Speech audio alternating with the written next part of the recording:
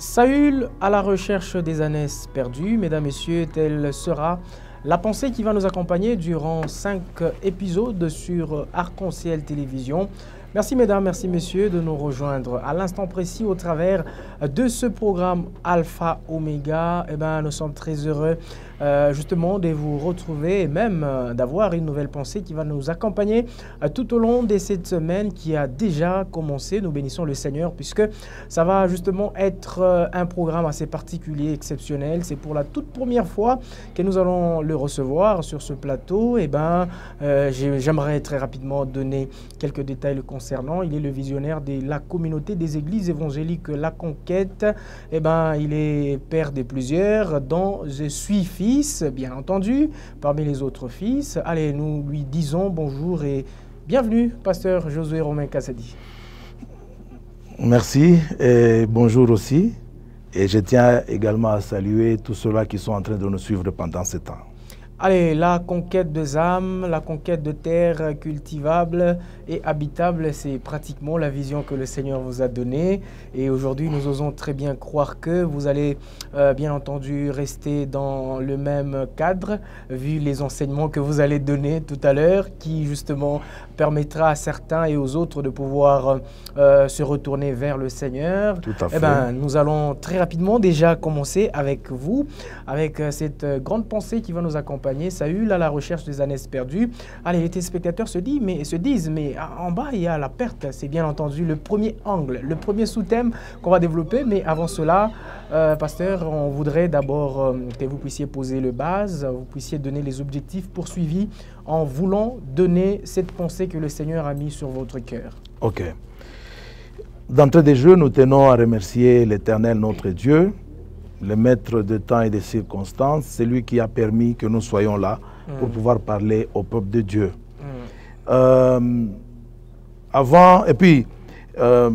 J'ai eu le temps de pouvoir interroger le Seigneur pour chercher à savoir qu'est-ce qu'il faut dire à son peuple. Vous savez, dans le carquois de chaque serviteur de Dieu, il y a toute une panoplie de messages.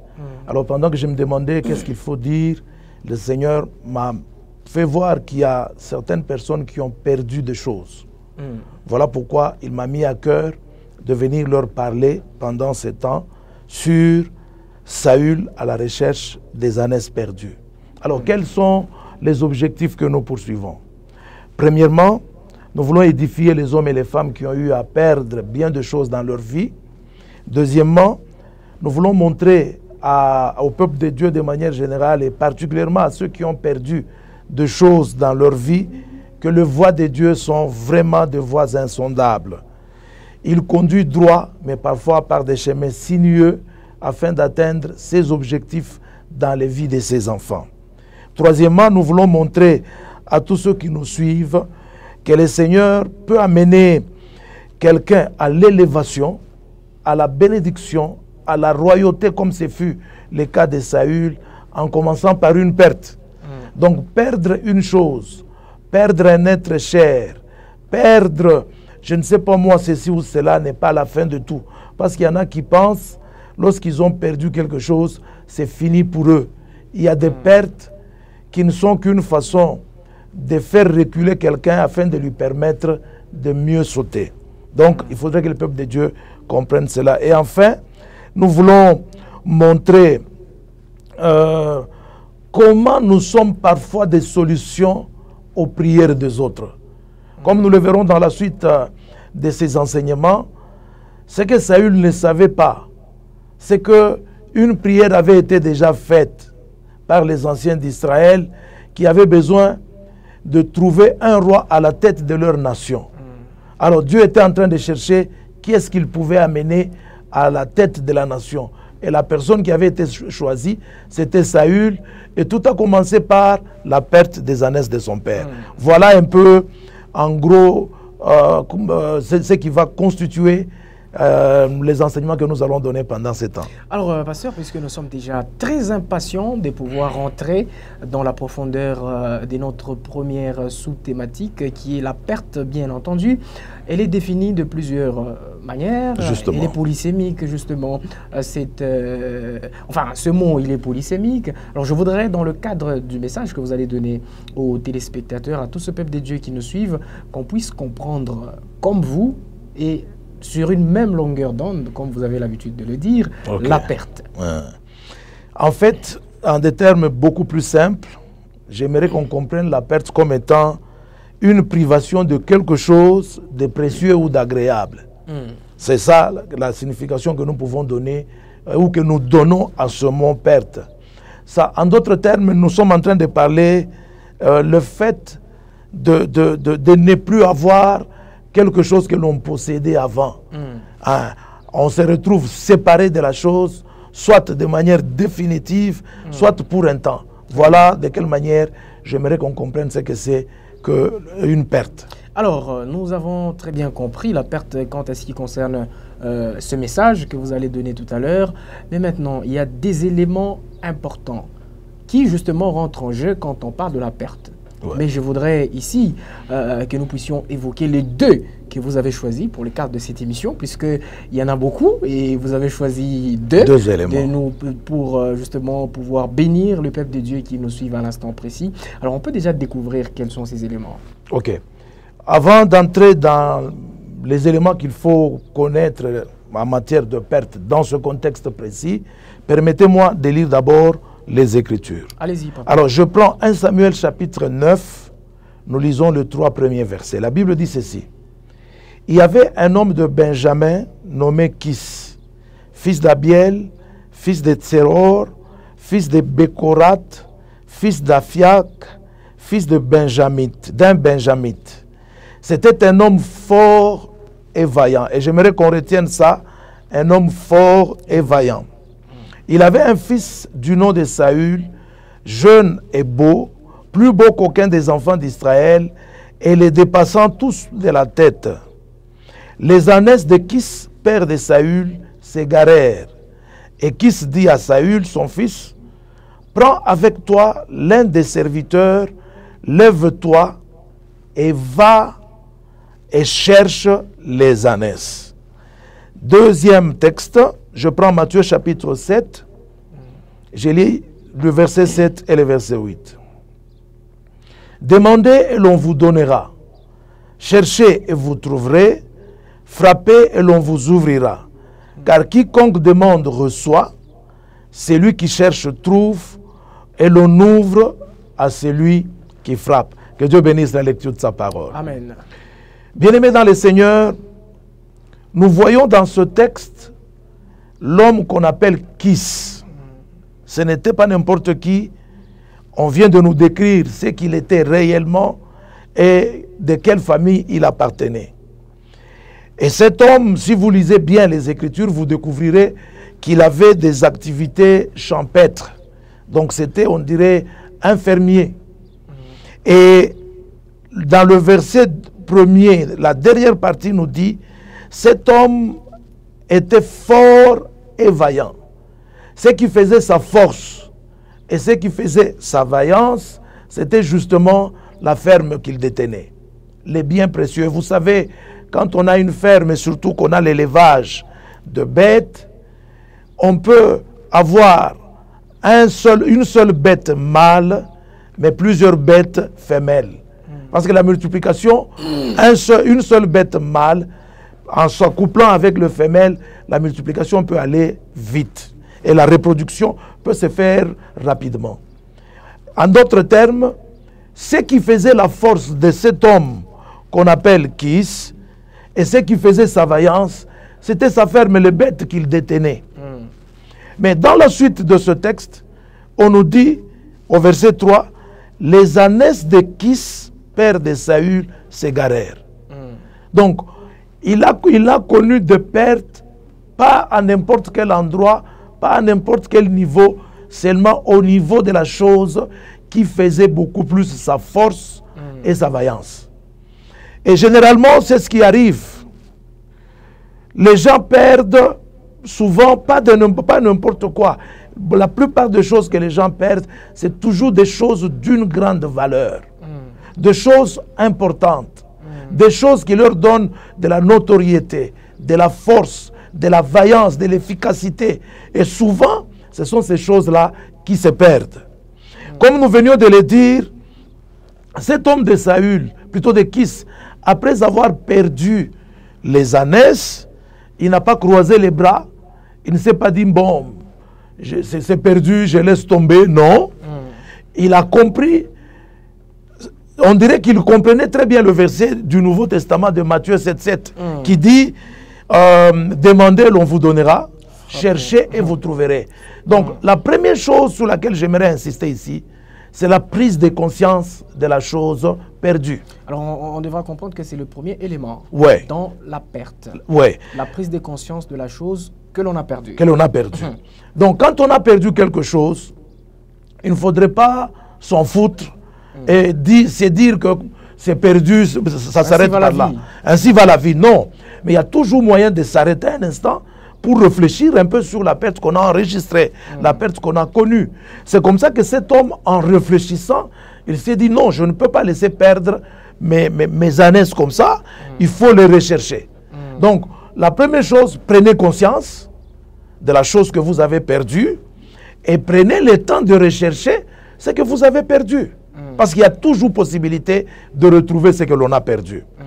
Et dans la perte, aujourd'hui, il y a beaucoup de gens qui se sentent directement concernés. Parce qu'il y en a qui ont perdu le mariage, il y en a qui ont perdu le fiançailles, il y en a qui ont perdu des maisons, il y en a qui ont perdu les affaires, il y en a qui ont perdu donc leur position. Et la liste est tellement longue, chacun de nous peut ajouter comme il veut. Alors, ne croisez pas les bras et ne vous dites pas j'ai déjà perdu, c'est fini. Non, il y a possibilité. Et je suis là justement pour dire, à tout celui qui me suit, qu'il y a possibilité de chercher ce qui est perdu et de le retrouver. Amen. Amen. Amen. Alors, Kis s'est dit, il faut que l'on cherche à tout prix ce qui est perdu. C'est ainsi qu'il va appeler son fils Saül. Je vais y revenir dans la suite. Et Saül va s'engager à pouvoir rechercher la chose qui a été perdue. Comme nous le verrons plus tard, Saül a eu à parcourir de territoire et de territoire dans le but de pouvoir retrouver les années perdues. Mais malheureusement, il ne les a pas trouvées partout où il était passé. Et c'est là que j'aimerais annoncer déjà la deuxième chose. Lorsqu'on a perdu quelque chose de précieux, il faut savoir où la chercher. Le mariage que vous avez perdu, le travail, les relations, etc., etc., s'il vous plaît, n'allez pas les chercher n'importe où. Il y a des endroits où, quand vous allez pour chercher ce que vous avez perdu, vous risquerez même de vous perdre vous-même. J'ai aimé ce que Saül a fait dans ce texte, surtout sur base du conseil que son serviteur lui a donné. Saül n'est pas, après avoir parcouru tous les différents territoires que nous verrons dans la suite, il s'est senti découragé et juste à l'instant où il voulait rentrer, son serviteur va lui indiquer l'adresse qu'il faut pour pouvoir trouver les années qui étaient perdues. Et là où il faut chercher les choses perdues, ce n'est pas chez n'importe qui, c'est auprès de l'Éternel, notre Dieu. Amen. Pourquoi je dis cela? Écoutez ce que la Bible dit dans Lamentation, chapitre 3, le verset 37 à 39. La Bible dit ceci. Qui dira qu'une chose arrive sans que le Seigneur l'ait ordonné? N'est-ce pas de la volonté du Très-Haut que viennent le maux et les biens? Pourquoi l'homme vivant se plaindrait-il que chacun se plaigne de ses propres péchés? Amen. Amen. Bien-aimés dans le Seigneur, comprenez que ce qui est arrivé à Kis, donc la perte de ses années, ce n'était pas une histoire qui est devenue de manière hasardeuse. Non, il y a quelqu'un qui a été le commanditaire de cette perte. Pourquoi? Parce qu'il avait un objectif à atteindre. Avec Kis, mais beaucoup plus avec son fils Saül. Et c'est là que j'aimerais dire à tout celui qui me suit pendant ce temps. Vous avez connu des pertes certainement. Ça ne sert à rien de continuer à vous lamenter indéfiniment, à pleurnicher indéfiniment, à expliquer à tout le monde comment vous avez perdu les choses. Prenez le temps de rechercher ce que vous avez perdu. Mais pas en allant sur de fausses adresses. Parce qu'il y en a qui pensent, non, il faut aller chez un féticheur. Il peut nous dire qui nous a volé, qui a fait ceci, qui a fait cela. Parfois, c'est une distraction, tous ces gens-là. Au lieu d'aller frapper à des portes qui ne le sont pas, je suis là au-devant de vous pour vous dire, il y a une porte par excellence, c'est notre Seigneur Jésus-Christ. Venez auprès de lui. Posez votre problème. Et il est mieux placé pour vous dire pourquoi il y a eu telle ou telle perte. Le texte nous dit, qui dira qu'une chose arrive sans que le Seigneur l'ait ordonné? Et le Seigneur n'ordonne pas par hasard ou pour rien. Quand il ordonne à ce que les choses arrivent, c'est toujours avec un objectif, avec un but précis, de manière à ce que si la personne se laisse entre les mains de Dieu, que le Seigneur atteigne les objectifs qu'il a à atteindre avec lui, et ainsi de suite. Et le verset 38 nous dit, n'est-ce pas de la volonté du Très-Haut que viennent le mot et le bien? Laissez-moi vous dire ceci. Dieu n'a pas été distrait lorsque vous étiez en train de perdre les choses que vous avez perdues. Amen. Il y en a qui se plaignent, mais pourquoi le Seigneur peut permettre comme ça? S'il a permis ça, il y a un but derrière ce qu'il a permis. Donc comprenez qu'il faut vite venir auprès de lui, et c'est auprès de lui que l'on peut trouver la solution qu'il faut. Pour le cas de Saül, aussi longtemps que Saül ne s'était pas retrouvé là où Dieu l'attendait, là où il était censé retrouver les ânesses perdues, Saül n'a pas trouvé les ânesses. Amen. Donc tant que vous ne revenez pas auprès de Dieu, de tout votre cœur, de tout votre esprit, cherchant ce dont vous avez besoin auprès de lui, vous ne retrouverez pas les choses que vous avez perdues. Amen. Comme celui qui a commandité, qui a permis, il est le maître des temps et des circonstances. Il sait comment il permettra que vous puissiez retrouver ce que vous avez perdu. Amen. Il y en a qui pensent qu'en perdant un être cher, un parent, je ne sais pas moi, un frère, un cousin, un ami proche, c'est la fin du monde. Bien aimé, ce n'est pas la fin du monde. Dieu qui a permis que tu perdes cet être cher, la chose précieuse là, il sait pourquoi il a ainsi permis. Viens seulement auprès de lui. Pour le cas de Saül, c'est que Saül ne savait pas. C'est que Dieu le cherchait pendant que lui était en train de chercher les ânesses perdues. Donc laisse-moi te dire aussi que Dieu est à ta recherche. Et regardez, la chose qu'il a perdue, ce n'était pas n'importe quoi.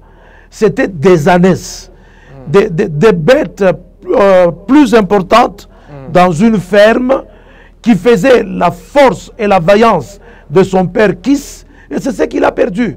Donc Dieu est allé toucher là où il y avait le cœur de Kis, pour que Kis s'élève et commence à rechercher la chose perdue. Et c'est ce qui se passe avec vous qui me suivez pendant ce temps. Le Seigneur n'a pas permis que vous perdiez de choses accessoires. Non, il a permis que vous puissiez seulement perdre de choses précieuses pour qu'en rentrant auprès de lui, que vous puissiez le rencontrer afin qu'il atteigne les objectifs qu'il a à atteindre avec votre vie. Amen. Vous ne vous êtes pas créé vous-même. Vous ne vous appartenez pas à vous-même. Vous appartenez à Dieu qui est le maître de temps et des circonstances. Et s'il a permis que vous puissiez perdre les choses précieuses, comprenez bien aimé qu'il y a un but, un objectif qu'il poursuit derrière la perte que vous avez enregistrée. Amen. Alors, point de besoin qu'on y mette d'autres commentaires. C'est déjà la fin du premier numéro, Pasteur Josué Romain Kazadi. Alors, en quelques secondes seulement, nous allons conclure avec cette première orientation dans la grande pensée, Saül à la recherche des ânesses perdues. Eh bien, nous sommes dans la perte. Ouais. En conclusion, on retient quoi de manière brève? De manière brève, j'aimerais qu'on retienne ceci. Perdre un être cher ou une chose précieuse n'est pas la fin de tout. Amen. Il y a des pertes que nous enregistrons, mais derrière ces pertes, il y a la main invisible de Dieu. Parce que la tendance, c'est de croire que quand on a perdu, c'est le diable. Quand on a perdu quelqu'un, un membre de famille, non, les sorciers. Non, derrière certaines pertes, Dieu est derrière afin de pouvoir vous amener à l'élévation et à la bénédiction. Amen. Ça, c'est la première chose. La seconde qu'il faut retenir pour aujourd'hui, dans cette première épisode, c'est que quand vous vous mettez à rechercher la chose perdue, n'allez pas frapper à n'importe quelle porte. Il y a une porte par excellence à laquelle il faut frapper quand vous cherchez les choses. Cette porte s'appelle Jésus. Et c'est auprès de lui que vous pouvez retrouver tout ce que vous avez perdu. Amen. Et nous bénissons le Seigneur pour la grâce que le pasteur Josué Romain Kazadi a été pour nous, chers téléspectateurs, dans ce premier numéro, dans cette pensée. Comme je le disais tantôt, Saül à la recherche des ânesses perdues. On va le retrouver donc dans le prochain numéro sur la même télévision. Ça sera un autre contenu. Au revoir.